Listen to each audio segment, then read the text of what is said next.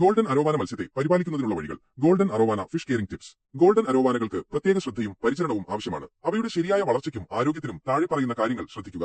1. Tank വലുപ്പം. Tank size. അരോവാനകൾക്ക് വളരെയധികം വലുതാകാൻ കഴിയും, 3 അടിയിലധികം. അതിനാൽ വലിയ ടാങ്ക് ആവശ്യമാണ്. ചെറിയ മത്സ്യങ്ങൾക്ക് കുറഞ്ഞത് 150 മുതൽ 250 വരെ ഗാലൻ, ഏകദേശം 560 മുതൽ 950 വരെ ലിറ്റർ ടാങ്ക് വേണം. മുതിർന്ന മത്സ്യങ്ങൾക്ക് 400 മുതൽ 700 വരെ ഗാലൻ, ഏകദേശം 1500 മുതൽ 2650 വരെ ലിറ്റർ അല്ലെങ്കിൽ അതിലും വലിയ ടാങ്കുകൾ വേണം. ടാങ്കിന്റെ നീളവും വീതിയുമാണ് ഉയരത്തേക്കാൾ പ്രധാനം. അവർക്ക് സ്വതന്ത്രമായി നീന്താനും തിരിയാനും ആവശ്യമായ സ്ഥലം വേണം. 2. വെള്ളത്തിന്റെ ഗുണനിലവാരം. Water quality. അരോവാനകൾക്ക് നല്ല ശുദ്ധമായ വെള്ളം ആവശ്യമാണ്. നൈട്രേറ്റ് നില 0 അടുത്ത് നിലനിർത്താൻ ശ്രദ്ധിക്കുക. അമോണിയ, നൈട്രേറ്റ് അളവുകൾ 0 ആയിരിക്കണം. നൈട്രേറ്റ് അളവ് 20 ppm താഴെ നിലനിർത്താൻ ശ്രമിക്കുക.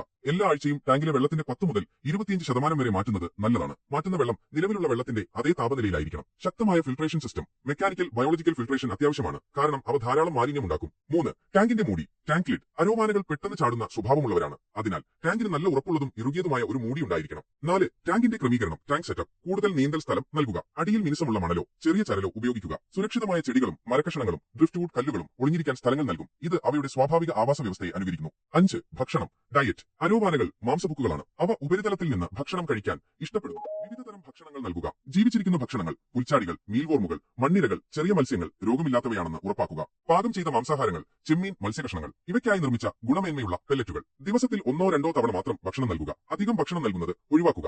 6. സ്വഭാവം. ബിഹേവിയർ. അരോവാനകൾ വലിയ മത്സ്യങ്ങളാണ്. അവ ചിലപ്പോൾ ആക്രമണകാരികളാകാം. മുതിർന്ന അരോവാനകളെ ഒറ്റയ്ക്ക് വളർത്തുന്നതാണ് നല്ലത്. അല്ലാത്തപക്ഷം വലിയ ടാങ്കുകളിൽ അവയ്ക്ക് ആവശ്യമായ സ്ഥലം ഉറപ്പാക്കണം. 7.